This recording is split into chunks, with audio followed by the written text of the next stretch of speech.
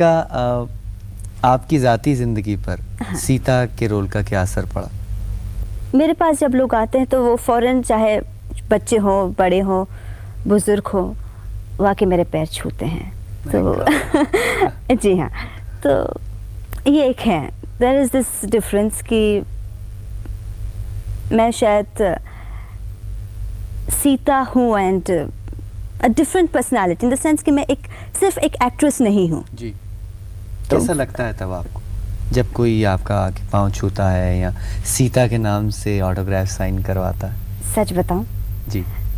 शुरू में तो बहुत डर लगता था, बहुत मतलब हाथ ठंडे हो जाते थे, बहुत पसीना आता था कि भाई somebody जो आपके ग्रैंडफादर के एज के हैं आपके पैर आके छू रहे हैं और आपको मतलब ऐसे आदर्श से देख रहे हैं जैसे आप वाकई में सीता हो, तो मतलब बहुत ही डर सा लगता है। फिर धीरे धीरे वो डर थोड़ा कम हो गया, नर्वसनेस तो काफ़ी देर तक रही एंड ग्रेजुअली आई रियलाइज कि भाई उनके दिल में यही है कि मैं सीता हूं। होता होगा कि लोग बाग मिलते हैं, पैर छूते हैं, आशीर्वाद लेते हैं। आज भी लोग मुझे प्रणाम ही करते हैं, पैर छूते हैं एंड ये अभी एक नॉर्मल चीज़ हो गई है और ये मैं मानती हूँ कि लोग हमें एक्टर के तौर से या मनुष्य के तौर से नहीं देखते हैं। How this one historical show gave them a lifetime name, fame and popularity, but एक शो के बाद she never get any other big project, like really never happened to her after Sita. What really went wrong? So in this video मैं आप लोगों को बताने वाली हूँ सीता फेम दीपिका आखिर ऐसा क्या हुआ कि after giving a character like a Sita she never get any other projects or what really went wrong. So अगर मैं इनकी करियर के स्टार्टिंग से बात करूँ तो she always had a dream कि वो पिक्चर वगैरह में काम करे. She made her debut in 1983 with a film Sun Meri Laila and वो फिल्म उस टाइम पे प्रिटी वेल काफ़ी ठीक ही काम किया था. उसके बाद she does a multiple role और multiple movies in a different language. इन्होंने भोजपुरी मूवीज़ में भी काम किया है, साउथ इंडस्ट्री में भी काम किया है और बॉलीवुड में तो ये काम कर ही रही थी. बट इसके साथ साथ ये सागर रामानंद के शोज़ में भी जुड़ी जो उस वक्त काफ़ी पॉपुलर शोज़ बनाया करते थे और ये पार्ट रही दादा दादी की कहानियाँ. विक्रम बेताल, विक्रम बेताल में ये अकेले नहीं थी, इनके साथ जो सीता के साथ जो राम अरुण गोविल थे, इन दोनों ने ही साथ में उस सीरियल में काम किया था और उसी दौरान रामायण के ऑडिशंस भी चल रहे थे. उस वक्त हालांकि सीता फेम दीपिका को नहीं पता था कि सीता के लिए उनको ऑडिशन देना है. उनको प्रोडक्शन हाउस से कॉल आया और उन्होंने सीता के लिए ऑडिशन दिया. स्टार्टिंग में उनका कहना था कि काफ़ी 30-40 लोग आए थे, पर धीरे धीरे करते करते वो फाइनली सिलेक्ट हुई और सीता का आइकॉनिक रोल उनको मिला. जब ये चीज़ें होना चालू हुई थी तो आप कह सकते हो ऑडियंस का परसेप्शन उस तरीके की हिस्टोरिकल शोज़ के लिए कैसा होगा कहना मुश्किल था. बट ये जैसे ही शो लाइव आना चालू हुआ, टेलीकास्ट हुई, लोगों के बीच इसकी पॉपुलैरिटी इतनी बढ़ चुकी थी कि लोग इनको ही असली में राम और सीता के रूप में देखना चालू हो गए थे. यहाँ तक कि अगर ये कहीं भी जाते थे तो लोग इनके पैर छूने लगते थे. जैसा कि स्टार्टिंग ऑफ द वीडियो मैंने आपको दिखाया, शुरू में ये इतने यंग थे कि ये चीज़ें इनके लिए काफ़ी ज़्यादा स्केरी हो जाता था. बट डेफिनेटली क्योंकि ये लोगों का प्यार था और उस वक्त क्योंकि टेलीविज़न ज़्यादा नहीं था या आप कैसा लोगों में वो इनोसेंसी थी कि वो ये रियल और रील के बीच में डिफरेंस नहीं समझ पाते थे. और कहीं ना कहीं देखा जाए तो आज इतने सालों के बावजूद भी, इतना ज़्यादा मीडियम सोर्स होने के बावजूद भी आज की भी ऑडियंस कहीं ना कहीं रील कपल्स को रियल कपल मानने लगती है. तो ये तो 90s का ज़माना था जहाँ पे राम सीता टाइप के शोज़ बनते थे एंड वो शोज़ तो इतने ज़्यादा ऑथेंटिक होते थे कि अगर आप आज भी देखो तो you can feel the authenticity. इससे क्या हुआ कि इन लोगों को हर वो नेम और फेम मिला जो कि हर एक स्टार इनिशियली अपने लिए सोचता है और कहीं ना कहीं ड्रीम करता है कि उस तरीके का नेम करे और इस तरीका का एक कैरेक्टर लाइफ टाइम करे कि जिस कैरेक्टर के नेम से ही उनको जाना जाए. अच्छा दीपिका, आपको जब आपके फैंस मिलते हैं तो आपने वो रोल इतना अच्छा निभाया, वो इतना पावरफुल कैरेक्टर है कि वो तो आपको सीता समझते हैं, लेकिन आप जब खुद को आईने में सुबह देखती हैं तो क्या समझती हैं? मैं सुबह सुबह इतनी बदसूरत लगती हूँ कि मैं आईना ही नहीं देखती. रियली खैर जोक्स असाइड, देखिए विपिन, एक इंसान कैसे भूल सकता है कि वो एक एक्ट्रेस हैं। मैं जब अपने आप को आईने में देखती हूँ, मैं ये थोड़ी भूल सकती हूँ कि मैं दीपिका हूँ। मैं एक आम लड़की हूँ जो अच्छे घराने से ताल्लुकात रखती हूँ और फिल्म लाइन में बहुत इंटरेस्ट था, और ये मेरी खुशकिस्मत थी कि मुझे सीता जैसा रोल मिल गया, जो मुझे बहुत ही मेरी तमन्ना थी कि मैं एक ऐसा रोल करूँ, और मुझे मिल गया। तो लेकिन मैं खुद तो ये नहीं भूल सकती हूँ कि मैं कौन हूँ।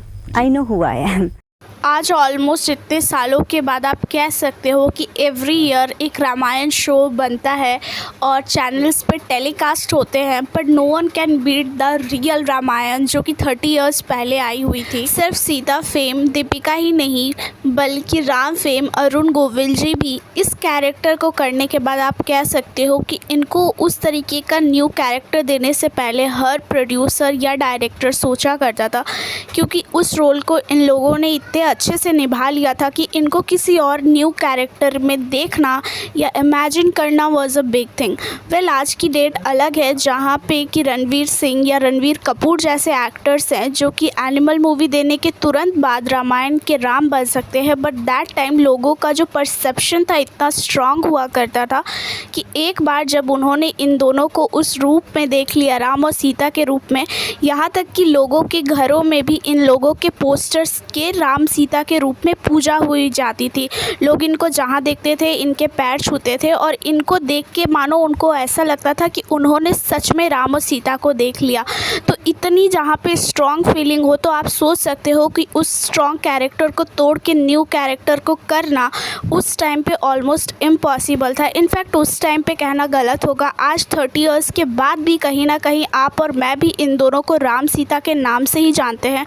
नो मैटर उसके बाद भी इन्होंने कुछ मूवीज़ की, कुछ शोज़ किया, पर वो जो स्ट्रॉन्ग फेम इन्होंने राम और सीता के रूप में बना लिया था वो तोड़ना इम्पॉसिबल हो गया था। आज इतने शोज़ बन रहे, इतने न्यू कैरेक्टर, इतने न्यू चेहरे आ रहे हैं, पर फिर भी जो लोग, यहाँ तक कि हमारी जनरेशन भी इन्हीं लोगों को एज अ राम सीता के रूप में इमेजिन करती है। तो आप अंदाज़ा लगा सकते हो कि उस टाइम पे इन लोगों का वो रोल, वो जो पार्ट था उन लोगों ने उस तरीके से निभाया था कि उन लोगों के लिए इमेजिन करना भी ऑलमोस्ट इम्पॉसिबल था। इनका फेम आज भी इतना बरकरार है कि जब रामायण यानी कि अयोध्या में राम जी का उद्घाटन हो रहा था मंदिर का, इन 3 कैरेक्टर राम सीता और लक्ष्मण को इनवाइट किया गया था उस दिन, और इन लोगों को बिल्कुल उसी तरीके से प्यार मिला अयोध्या वासियों की तरफ से। इसके अलावा भी इन पे फूल छिड़का गया, मानो जैसे यही सच में राम सीता बन के चले आ रहे हैं। इतना ही नहीं, इन तीनों को यहाँ तक कि आप कह सकते हो आज तक वही रिस्पेक्ट मिलता है जो इन्होंने 30 इयर्स पहले मिला है। आज के रील्स के ज़माने पे जहाँ पे लोग 15 सेकंड देखना वीडियो भी टॉलरेट नहीं कर सकते थे, आज 30 इयर्स पहले जो शो बना है उन कैरेक्टर्स को भी उतनी ही रिस्पेक्ट दी जाती है, उतना ही सम्मान मिलता है, और कहा जा सकता है कि पॉपुलैरिटी में भी बिल्कुल कमी नहीं आई। But what really went wrong कि इतना अच्छा, इतना पावरफुल कैरेक्टर देने के बावजूद भी आज इतने सालों के बाद भी आपके और मेरे पास इनके दूसरे कैरेक्टर्स के नाम ही नहीं है।